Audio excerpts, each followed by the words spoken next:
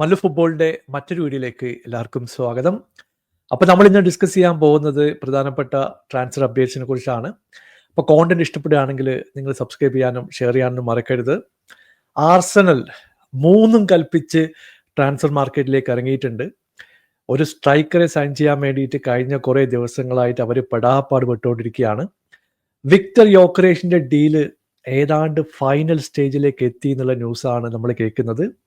ലണ്ടനിൽ വെച്ചിട്ട് യോക്കറേഷിന്റെ ഏജന്റും ആർസണൽ ബോർഡും ഫൈനൽ നെഗോസിയേഷൻ നടത്തിക്കൊണ്ടിരിക്കുന്നു എന്നുള്ള കാര്യം ഫബ്രീസിയോ റൊമാനോ ഒക്കെ ഇപ്പൊ കൺഫേം ചെയ്യുന്നുണ്ട്.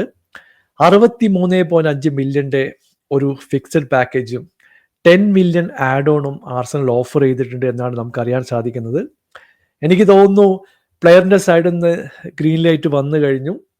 അധികം വൈകാതെ ആർസണലിന് ആ ഒരു ഹെവി ഗോ കിട്ടുമെന്നാണ് എൻ്റെ ഒരു പ്രതീക്ഷ. നമുക്കറിയാം നോണി മധുവൊക്കെ സൈൻ ചെയ്തതിന് ശേഷം സോഷ്യൽ മീഡിയയിലൊക്കെ ആർസണൽ ഫാൻസ് ഒരുപാട് നെഗറ്റിവിറ്റി അല്ലെങ്കിൽ കമൻസ് ഒക്കെ നമ്മൾ കണ്ടിട്ടുണ്ടായിരുന്നു. അതിൻ്റെ പ്രധാനപ്പെട്ട ഒരു പ്രശ്നം 50 മില്യൺ കൊടുത്തിട്ട് മധുവൊക്കെ സൈൻ ചെയ്യേണ്ട കാര്യമുണ്ടായിരുന്നു എന്നുള്ള ഒരു ചോദ്യം തന്നെയാണ്.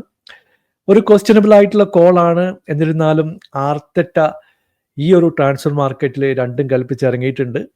ഈ ഒരു ഡീല് നടക്കുകയാണെങ്കിൽ ആ ഒരു മിസ്സിംഗ് പസിൽ എന്നൊക്കെ പറഞ്ഞതുപോലെ അവര് പൂർവാധികം ശക്തിയോടെ ഈ സീസണിൽ തിരിച്ചു വരാനുള്ള ഒരു തയ്യാറെടുപ്പാണ്. അതുകൂടാതെ ക്രിസ്റ്റൽ പാലസിന്റെ അറ്റാക്കിംഗ് മിഡ്ഫീൽഡറായിട്ടും വിങ്ങറായിട്ടും ഒക്കെ കളിക്കാൻ പറ്റുന്ന എസ്സയുടെ കാര്യത്തിലും ആർസണലിന്റെ സൈഡിൽ നിന്നൊരു റൂമർ കേൾക്കുന്നുണ്ട്. നമുക്കറിയാം 68 മില്യന്റെ ഒരു റിലീസ് ക്ലോസ് ക്രിസ്റ്റൽ പാലസ് ഈ പ്ലെയറിന്റെ മുകളിൽ വെച്ചിട്ടുണ്ട്. ഇനി എന്തായാലും 68 മില്യൺ കൊടുത്തിട്ട് ഈ പ്ലെയറിനെ വാങ്ങാനുള്ള ഒരു സാധ്യതയും കാണുന്നില്ല. കാരണം ഇപ്പോൾ മധുവക്കയുടെ ഡീൽ 50 മില്യൺ സ്പെൻഡ് ചെയ്ത് കഴിഞ്ഞു. 73 മില്യൻ്റെ ഒരു ഡീലായിരിക്കും യോക്കറേഷിന്റെ ക്ലോസ് ചെയ്യാൻ പോകുന്നത്. ഇങ്ങനെ ഒരുപാട് പൈസ ആർസണൽ ഓൾറെഡി സ്പെൻഡ് ചെയ്ത് കഴിഞ്ഞു. ഇപ്പം ആർസണൽ ഒരു സ്വാപ്പ് ഡീലിന് വേണ്ടിയിട്ട് അറ്റംപ്റ്റ് ചെയ്യുന്നുണ്ട്. അതുകൂടാതെ ഈ പൈസ കുറയുമോ എന്നുള്ള കാര്യം ക്രിസ്റ്റൽ പാലസിനോട് ചോദിച്ചിട്ടുണ്ട്. ഒരു ലോങ് ടേം ഡീലൊക്കെ കിട്ടുകയാണെങ്കിൽ ചിലപ്പോൾ എസ്സയെ പതുക്കെ ടീമിലേക്ക് കൊണ്ടുവരാനുള്ള പരിപാടിയും ആർസണൽ തുടങ്ങിക്കഴിഞ്ഞു.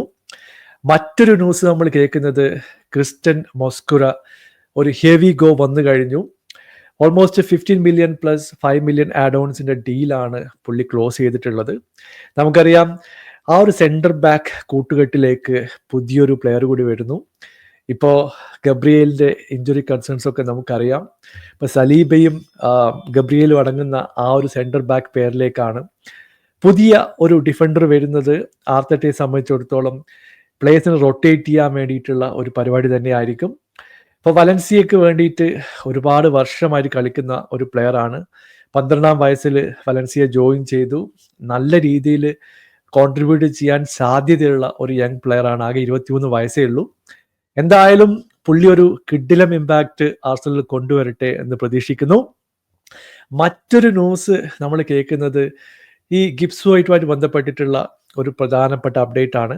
നമുക്കറിയാം സ്പേഴ്സ് പോയിട്ട് 60 മില്യൺ കൊടുത്ത് ഈ ഒരു പ്ലെയറെ വാങ്ങാൻ വേണ്ടി ശ്രമിച്ചിട്ടുണ്ടായിരുന്നു. പക്ഷേ നോട്ടിംഗ്ഹാം ഫോറസ്റ്റ് ഒരു ലീഗൽ ഒപ്പീനിയന് വേണ്ടി പോയി എന്നുള്ള ഒരു വാർത്ത ഇപ്പൊ പുറത്തേക്ക് വന്നിട്ടുണ്ട്.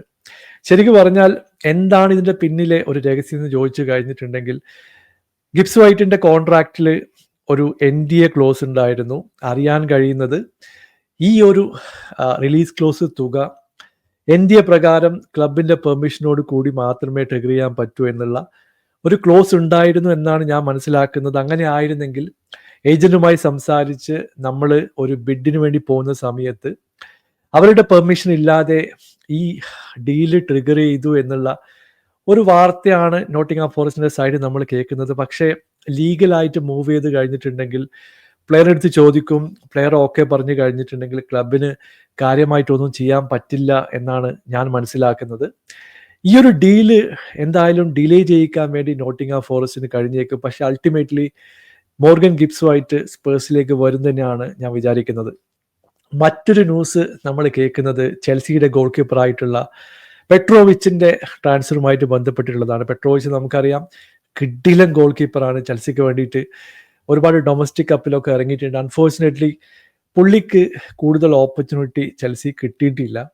അതുകൊണ്ട് തന്നെ പുള്ളി ഇപ്പോൾ ബോർമൗത്തിലേക്ക് ഒഫീഷ്യലായിട്ട് പോയിട്ടുണ്ട്. 25 മില്യൻ്റെ ഒരു ഡീലാണ് ചെൽസി ഇപ്പോൾ ക്ലോസ് ചെയ്തിട്ടുള്ളത്. ഒരു സ്റ്റാർട്ടിംഗ് 11ലേക്ക് പോവാൻ സാധിച്ചാൽ ഉറപ്പായിട്ടും പെട്രോവിച്ചിന് ഒരു സൂപ്പർ ഗോൾ കീപ്പറായിട്ട് ഉയർന്നു വരാനുള്ള എല്ലാ പോസിബിലിറ്റിയും കാണുന്നുണ്ട്. അവസരത്തിൻ്റെ കുറവ് മാത്രമാണ് പുള്ളി മൂവ് ചെയ്യാനുള്ള പ്രധാനപ്പെട്ട കാരണം എന്നാണ് ഞാൻ മനസ്സിലാക്കുന്നത്. മറ്റൊരു ന്യൂസ് നമ്മൾ കേൾക്കുന്നത് യുണൈറ്റഡിൻ്റെ സൈഡിൽ നിന്നാണ്.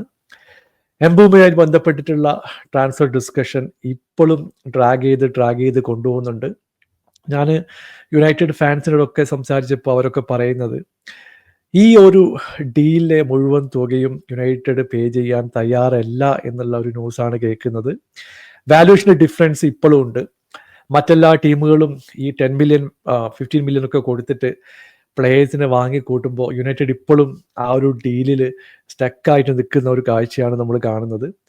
കാരണം അമോറിഞ്ചിനെ സംബന്ധിച്ചിടത്തോളം ഈ ഒരു പ്രീ സീസൺ തുടങ്ങാൻ ഏതാനും ദിവസങ്ങൾ മാത്രമേ ബാക്കിയുള്ളൂ.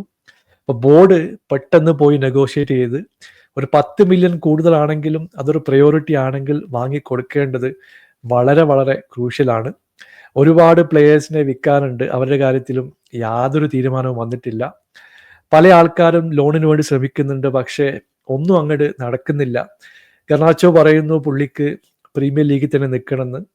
ആന്റണി ചിലപ്പോൾ റിയൽ ബെറ്റിസിലേക്ക് തിരിച്ചു പോകും. ഇവിടെ ജേഡൻ സാൻജോയുടെ കാര്യത്തിലും ഒരു തീരുമാനമായിട്ടില്ല. ഇങ്ങനെ ആകെ പതുക്കെ പോകുന്ന സിറ്റുവേഷനാണ് ഇപ്പോൾ മാഞ്ചസ്റ്റർ യുണൈറ്റഡിന്റെ സൈഡിൽ നിന്ന് നമ്മൾ കണ്ടുകൊണ്ടിരിക്കുന്നത്. മറ്റൊരു ന്യൂസ് നമ്മൾ കേൾക്കുന്നത് ന്യൂകാസിലിന്റെ സൈഡിൽ നിന്നാണ്. ഫ്രാങ്ക്ഫർട്ടിന്റെ സ്ട്രൈക്കറായിട്ടുള്ള ഹ്യൂഗോ എക്കിറ്റിക്കയെ സൈൻ ചെയ്യാൻ വേണ്ടിയിട്ട് ന്യൂകാസിൽ 70 മില്യൻ്റെ ഒരു ബിഡ് സബ്മിറ്റ് ചെയ്തിട്ടുണ്ട്. കിഡിലം സ്ട്രൈക്കറാണ്, ഫ്രാങ്ക്ഫർട്ടിന് വേണ്ടി കളിക്കുന്നത് നമ്മൾ കണ്ടിട്ടുണ്ട്. അപ്പോൾ ഇസാക്കിനൊപ്പം കളിക്കാനുള്ള ഒരു പ്ലാനാണ് ന്യൂകാസിലിന്റെ സൈഡിൽ നമ്മൾ കാണുന്നത്. ഇപ്പോൾ ഇസാക്ക് ലിവർപൂൾ പോകാൻ താല്പര്യമുണ്ട് എന്നുള്ള കാര്യം ഓപ്പൺ ആയിട്ട് പറഞ്ഞിട്ടുണ്ട്. പക്ഷേ വലിയൊരു തുക തന്നെയാണ് ലിവർപൂളിനടുത്ത് ന്യൂകാസിൽ ചോദിക്കുന്നത്. ആ ഒരു 150 മില്യൻ്റെ തുക ന്യൂകാസിലിനടുക്ക് കൊടുക്കുമോ എന്നുള്ള കാര്യം നമുക്കറിയില്ല.